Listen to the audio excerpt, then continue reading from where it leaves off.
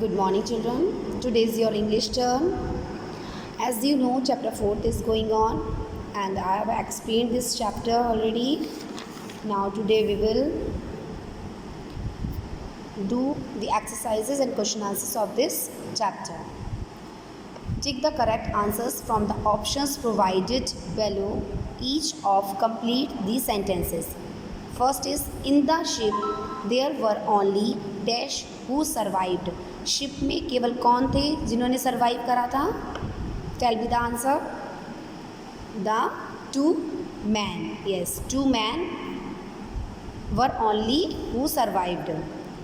The survivors were able to swim to a. जो survivor थे वो समर्थ थे स्विम करने के लिए कहाँ तक?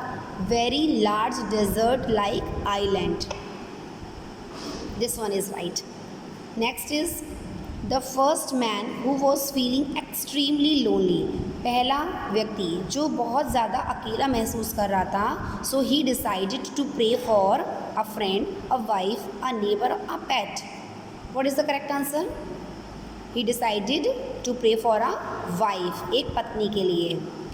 ही considered that the other man was, वो कंसिडर करता था कि जो दूसरा व्यक्ति है नॉट अ गुड मैन, अच्छा आदमी नहीं है. A boring man, a unlucky man, and worthy, unworthy to receive God's blessing. What is the right answer? Unworthy to receive God's blessing. अयोग्य है भगवान का आशीर्वाद पाने के लिए, ऐसा समझता था पहला व्यक्ति.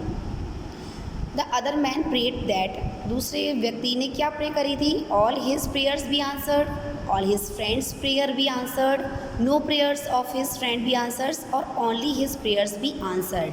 What is the correct answer? What was he pray? All his friends prayer be answered, कि उसके दोस्त की जितनी भी प्रेयर है वो सब आंसर उनका दिया जाए.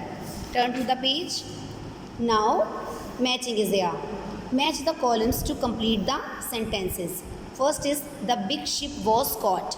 जो बड़ी वाली शिप थी वो जकड़ी गई किस में? इन अ हैवी स्टॉर्म, भारी तूफान में. द नेक्स्ट मॉर्निंग, अगली सुबह, द फर्स्ट मैन सा, पहले व्यक्ति ने देखा, a fruit bearing tree on his side, की उसकी तरफ क्या है? एक फ्रूट्स देने वाला tree.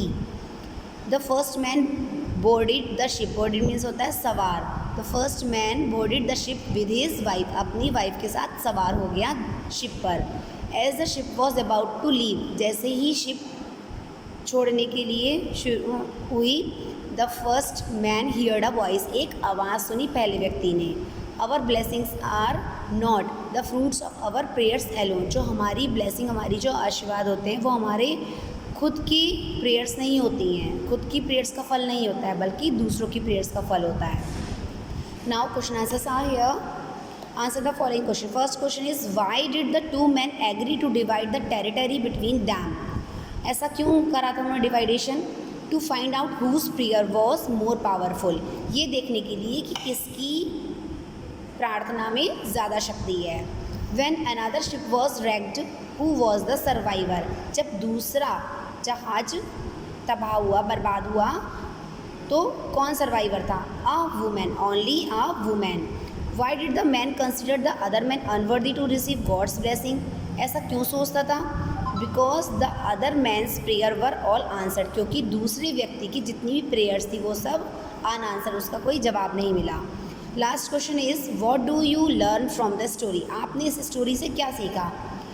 We learn that our blessings are not the fruits of our prayers alone, कि हमारी जो ब्लेसिंग होती है, हमारी जो हमें जो भी कुछ मिलता है, जो भी हमें फल मिलता है, वो केवल हमारी खुद की प्रार्थना नहीं होती, खुद की प्रेयर नहीं होती, बल्कि कई लोगों का आशीर्वाद इंक्लूड होता है. So these 3 exercises you have to do in your book first of all. Then after word meaning of this chapter. Word meaning, वो is like voice. Meaning is a long journey be sea or in space. Only this much you have to write. Survivor means a person who survives after an accident.